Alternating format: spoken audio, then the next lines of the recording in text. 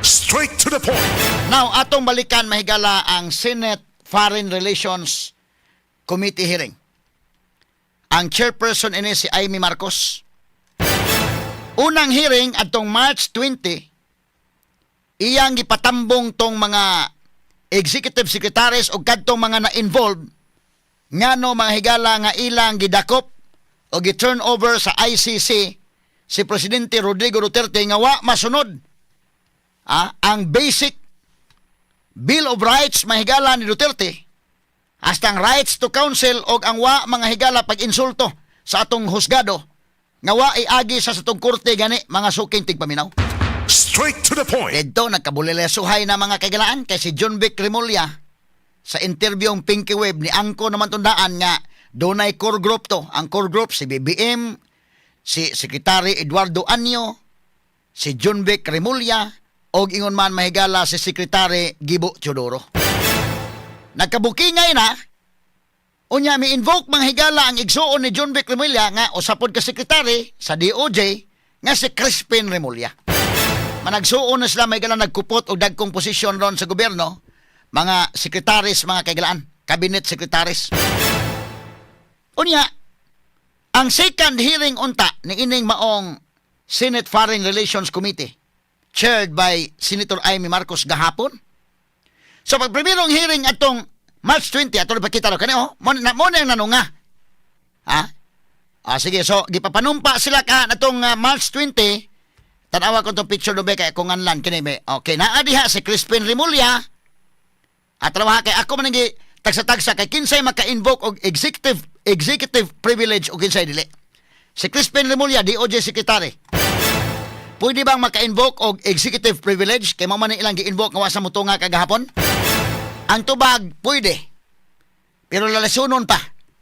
Kay kanang executive privilege, unya na kung dunay pangutana nga mag-involve og information, mo extract og information nga maka daot sa national interest, makadaot mga higala sa secrecy sa panggobyerno. Straight to the point. So depende na, dapat mo tunga sila, unya una sila mo invoke og executive privilege kung dunay pangutana mo lambigit og executive privilege. But asa ato sa tanaw na, kaniyo, ang naa din si Crispin Remulla katong March 20, si Brigadier General Jean Fajardo, question, maka-invoke ba si Jean Fajardo og executive privilege or dili? Ayay ka. Straight to the point. Di man ni siya cabinet secretary. Sunod, kini si Romel Marbel. Nagtapa din sila. Brigadier General Jean Fajardo, PNP Chief General Romel Marbel, General Nicolas Torre, nagtapad ding tulo. Unya sunod mahigala si Secretary John Vic Remulla. Kinsa man ni sunod? Si Gibo Teodoro ba ni sunod? Secretary Gibo Teodoro, Secretary Eduardo Anyo, o kinsa pa tuntua sa unahan, mga sukid tigpaminaw. Ako ning kitagsa-tagsa kay March 20 nitunga ni sila. Ang maka-invoke din og executive privilege kining mga cabinet secretary nga alter ego sa presidente. Gahapon mauning nahitabo. Mauning gahapon, wa gyud nanunga mingaw pastirana. Ikaduhang hearing unta gahapon, wa mga higalasinaw kining mga bangko. Tarawa, wa manunga. Ang nitunga nga guest dito kadturang din sa kuan. Recoletos, College of Law, o uban pa dito nga kapro. Kaning mga executive, hanaw nahanaw mga bangko ray naa mga suking tigpaminaw. Si Senator Amy Marcos, Senator Cayetano, diha, Senator Bato de la Rosa, diha, sumo nagtulo ka mga senador, sa bunggo mo nag-online na today. Okay. Tiyaw mo na, wa manunga. Kaya ang ilang mga higalang gi-invoke, ang executive privilege ko no, mga suking tigpaminaw. Straight to the point. Dako ka ng debatable. Sa una nanunga sila, ganun manunga man, because dapat lang nga mutunga ka, because Senate inquiry ka na. Mukooperate ka sa Senado. Now, kung dunay executive privilege, unsa may pasabutan ng executive privilege, power ka na sa presidente, kagahuman ka na sa presidente, kay as a general role, mamita na, bisa kining confidential funds, naman ko na, akong gidiscuss ninyo ba para masayon. As a general role, doon na exception. As a general role, transparent tatanan. Doon na exception. Nga na'y pwedeng dili isulti. Unsa man, kanang naigo nga executive privilege. Mga issues may gala may kalambigitan sa state secrets, inana. O makadaot sa national security, inana. No? So, only kung doon ay question nga mag-involve ng dapita, nga magka-involve ka, dapat mo tunga sila. Last hearing ni tunga pa ni sila. Nagkabulilyaso man last hearing. Nagkabulilyaso man dito naman na utingkay naman mga higala nga agoy. Ang findings may higala ni kinini ang Senator Amy Marcos. Naklaro man, na utingkay man dito nga ang Philippine government man gid ay may higala mo naniguro mga kaigalaan dili man ang ICC. Nga ila mahigalang giturn over sa Presidente Rodrigo Duterte niya na-emphasize nga wa marespetare ang judiciary ining hitabuay hinoon. Straight to the point. Ha? Kay bisag asa ka dapit nga balaod gamito nimo, dapat mong agi gyud sa tong korte. Dapat gyud. Even ang Rome Statute nga mo'y basis may gala sa ICC, nag-ingon gyud nga iagi si Duterte sa korte. Dili mga higala idritso sa eroplano, idritso sa korte sa custodial state. Klaro na. Nya mapalusot sa istorya nga di man kay ang 9851 may gamiton. Adam more atong balaod gamiton mo follow gitag kanus ang arrest, kanus ang dili arestohon, kanus ang proper arrest. Unya makalapas siya mahigala sa atong konstitusyon, klaro na kay atong balaod may gamiton. Iyahay man guni karon og kanana ang pasikot-sikot ba? Mo na makatawa lang ta kay inigdakop ni Duterte ang basis sa pagdakop Rome Statute. Pag turnover, dili na Rome Statute lang gustong gamiton kadto ng 9851. Medyo makatawa siguro ka, pero kini mga diskusyon sa mga abogado ba? Ako lang mong isgutan ani nanay gyud no? Kay aron masabtan sa tanan ba? Yeah. Now, nangabuking sila ni adtong milabang hearing. Parang kang pag-istorya kay nag-una-una naman John Vic Remulla dito sa pag-interview ni Pinky Web nga sila ay nagplano. Pag-abot sa Senate hearing, iyang i-invoke ang executive privilege. Wa kuno kuno nag-istorya ra kuno sa huhungihong ra kuno to ilang istorya. Ya karon ang ICC spokesman nga si Fadi El Abdallah. Nisulti naman nga the surrender of Mr. Duterte to the ICC is something that was, of course, the decision of the Philippine authorities. And if there is any question about whether it was lawful or not, it would have to be submitted to the judges. Matod pa niya. Sige, klaro na. Nga nag-surrender ang Philippine government. Imagine kayo mong gisurrender ang usa ka citizen sa Philippines, mong gisurrender nga to sa mga langyaw. Nga kanang ganing ato mga Filipinos nga tuwa dito magkinaon sa ato man tabangan, ato man dadon gan maningkamot matag magkauli diri. Ang ilada ilang gi surrender dito. So karon man ang iyahay sila mahigala og nagtudtod nga wa man kuno mo ni mauna. Nangabuking naman. Gahapon wa na motunga. Nya karon kay wa man motunga unsa may sunod nga mahitabo na ning kalakiharon. Ang executive privilege lalisunon kanang dako. Kinigong executive privilege, yun ay mga information din nga mahimo bang dili ni mo mapugos ang usa ka tawo nga mo sulpot ka ng mga information. Parihar ko na mahigala kami sa media na man po may privilege communication. Unsa man ang privilege communication nga gi-enjoy sa media? Ma-invoke na to ang SOTO law. Numdum kang remark? Ako nang gi-discuss ako mga estudyante sa una sa nag-teach pa ko diri sa CTO o sa CINIO. Doon na tayo gitawag privilege communication. Qualified privilege communication.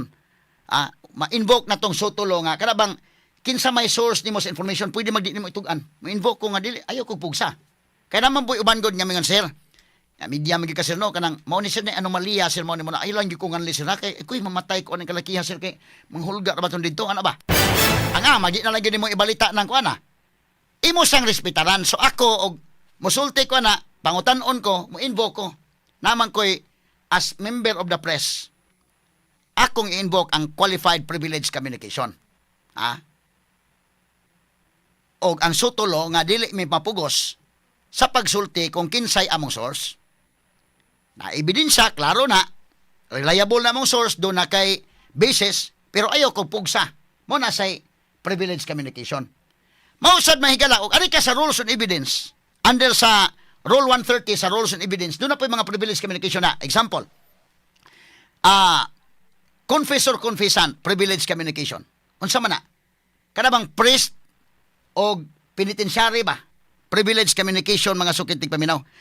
Clergy penitent privileged communication. Sa pasabot ana. Ang pare dili nimo pwede nga imong pugson pagpasulti, example, si Boyki, pare panalitan si Boyki, mo na magpariunon sa nignaong si Boyki. Example, si Boyki, pare, iyang gipakumpisal si Rimat. Nya si Rimat, siyempre, ikaw nga nagkumpisal ka nito, gaan gikastanan, kaya anong pasayloon kas Ginoo. With due respect sa bang relihiyon, ha? Kaya kini mo kong doktrina si bang katoliko nga, pasayloon kas pare, gipasaylo kas Ginoo. Doon ay absolution ba? Pag pasaylo mo yung Boyki, okay, by the authority given by me by the church, church magisterium, ikaw Rimat, gipasaylo na kadaghana, din na mong sala Rimat. So ikaw Rimat, nitugaan ka tanan, kaya nga magkumpisal ka, di ka mutugaan tanan, kaya mahadlo ka nga, itugan yung tanan. Tanan. Ikaw may nagpatay to imong silingan, si Bako ha, kato imong kuha na. Nga si Boyki nga pare, di na pwede Boyki mo ingon nga, oy, ang tinuod no, hingkumpisal ako Rimat, siya gyud ay may nagpatay.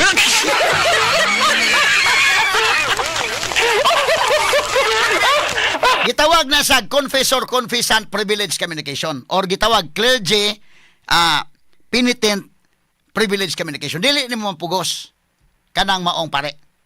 Kay otherwise wa na mo kumpisal ni store. Wa na mo kumpisal. Or di gani mo kumpisal ka mo imo lang tago-taguan lang nimo tong kuan gamay katong gamay lang imong ikumpisal. Sa namo po mga abogado na pod mi. Kanang gitawag mahigalag attorney client privileged communication. Kasi siyempre, ang imong kliyente, imo man napasultion. Lisod man kaning abot sa korte, makurat na lang ko dito, naglaban ako. Ako kang sultian. Ikaw, Ken, ako kang kliyente panalitan. Sultiro ko kunay, unsa may tinuod na hitabo tanan. Ako rin bahala sa korte. Pero ayaw ko rin ko na sultihi ko sa tanan. Kaya ako rin mamahimog teori ani unsaon tani. Musulti yung ka tanan ako. Kana gitawag ng privileged communication. Dili pwede ini kahuman ana, ikaw nga abogado, manulti ka di pwede. So, pugson kag pasulti na ayaw, that's cover sa privileged communication. Mao po sa doktor. Kanang doktor na po na. Doctor, patient privileged communication. Physician, patient privileged communication. Kanang doktor, ingon doktor, sa may magibati dong. Sakit akong kilid, sir nga, akong kana, sakit hasta akong kanang imong private part, sakit. Kayo, manugaan ng doktor, dili ka matugaan nga nakaihubag sa imong labi pag nakaihubag na sa imong kuan.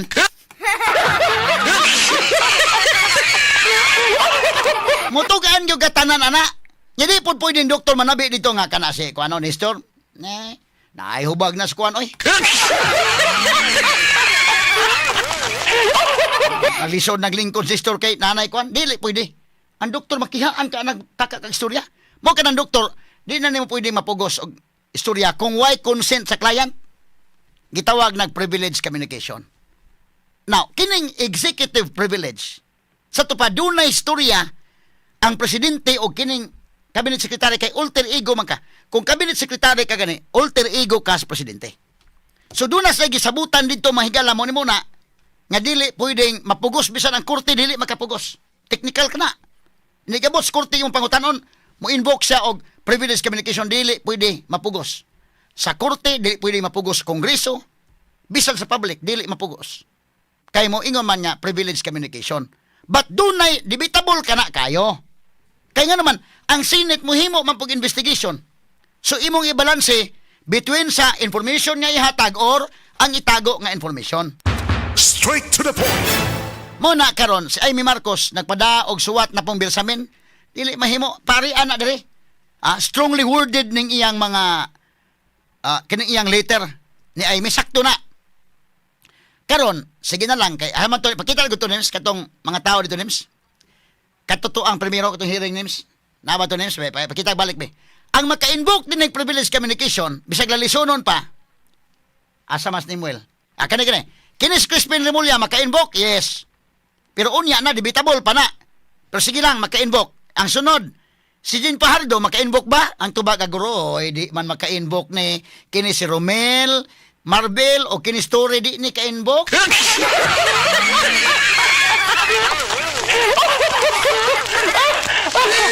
Nganong wa man mo tunga si Tore, ha? Nganong man mo tunga? Kini si John Beck Remulla pwede. Debatable pero pwede. Sekretary man siya. Alter ego mas presidente. Kini si Anyo, Gibo Chodoro, pwede.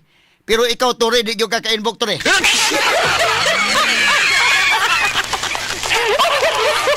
Nganong wa man mo tunga si Tore? Unsa may tabo ini ron? Matistingan yun sa Amy Marcos. Anhay gini matistingan ron. Pero ingon sa Amy, kay dito pa ni mga higala sa kabantay mo, ang house mga kaigalaan, o di ka mo tunga, contempt. Ay, pa-contempt ka. Pero, ngayon sa Senate, saman, unsa man kaisog si Amy Marcos, ano ron be? Kini si Tore, unsa man eh? Ha? Oh, kuha na ba story, oh? Hinuktok na ba gamay, oh, sa picture? Murag, huna-huna, ayay, contempt pagkataan eh.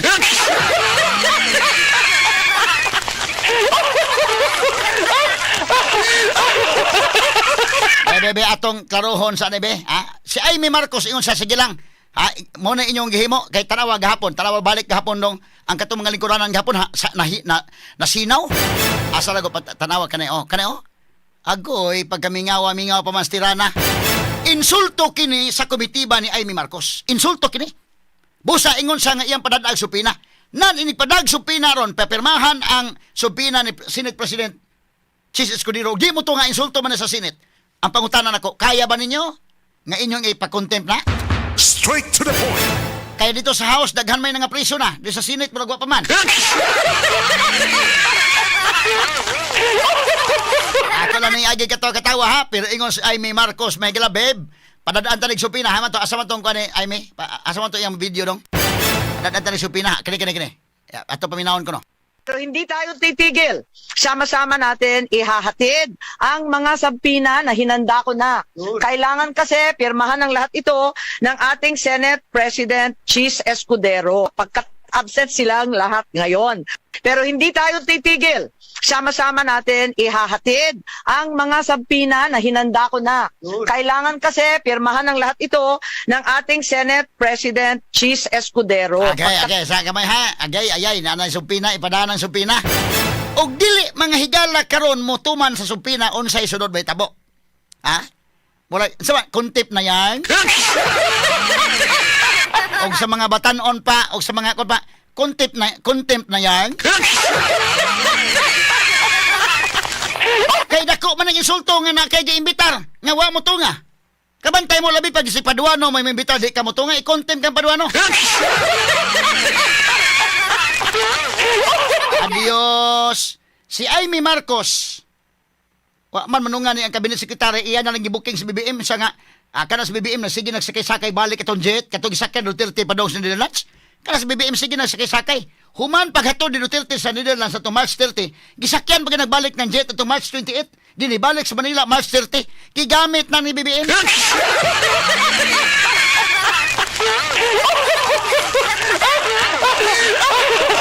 Unsa man ni ron ang ilang bikil ni Amy Marcos ug ni BBM, tinuod na gyud ka ning bikila?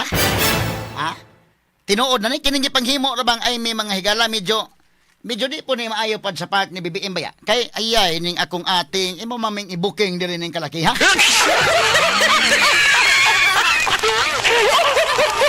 Naunsa man ni. So medyo makita nimo nga mura og doon sa pagkinis Amy ba?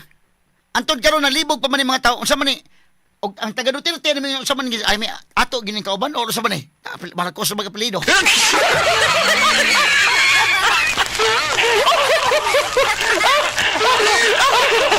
Ang mahitabo ini ron, isyuhan og supina, inig-issue og supina, pangutana, og di mo tungas John Beck Remulla, pwede bang maka-invoke? Debatable pero pwede. Pwede pero debatable. Si John Beck, si Crispin Remulla, kay mga cabinet secretaries man, si Gibo Chodoro og si Anyo. Pero kini si Tore, aroy.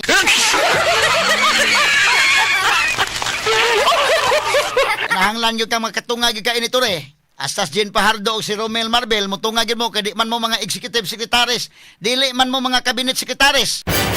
Ha? Betan-aw na to sa sunod hearing kay, kano sa mga sunod hearing dahil, padadaan may supina. Nana ba tayo schedule, pa? Sige, padadaig supina dito kay dakog tulubagon ni story, daghan ni tulubagon. Nganong daghag tulubagon? Purbida ang mga rights si Duterte mga kaigalan wa masunod. Ha? Pagtadi ka na akong tagsa og lista wala na ko na i-discuss pirmi kay og atong adlaw-adlawon og discuss mo naman og mo daghan magoy mga report sagod nga mga importante pod. Mao kana nga ato lang pong ilaktaw-laktaw pero ako ning isgutan ha. Kini story gyud dako kining sa.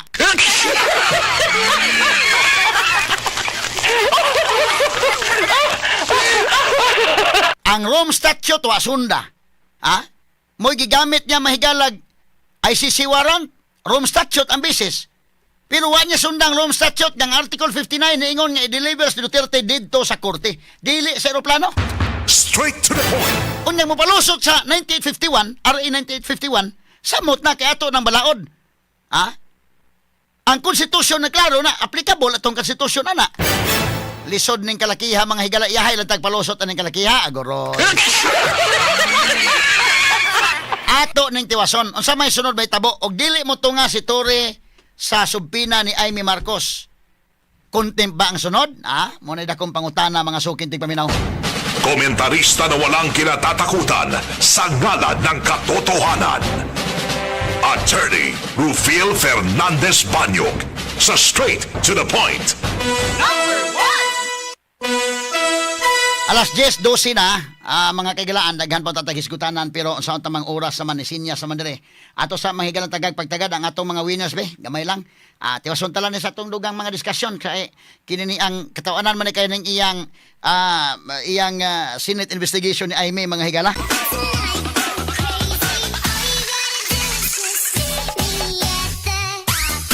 At ang iyon niya nga gabi mga higalang sincerely Ate Arlene na alas 9 at sa 10 ang taknas kagabion o alas 10 at sa 12 ang tulumanon mahigalang straight to the point evening edition ba ni kasama ang Benji Tanghian. Medyo nabitin tagamay mahigala ining atong time kay dako-dako ang diskusono ning Rome Statute god. Kaning Article 59 ha alegriha ani oy. Wa sundang turi mga higala pero igos turi nga wa man kuno ingon nga nasuko gyud mga tawo niya kay daghan man gani kuno magpa-picture niya.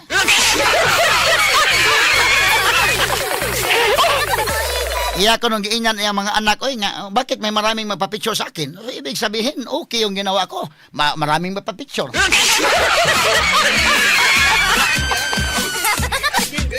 Di lang tamo kumpiyansa ng maraming magpa-picture kay i-idolize ka or nagpa-picture kay para ihatag ito sa sikihor.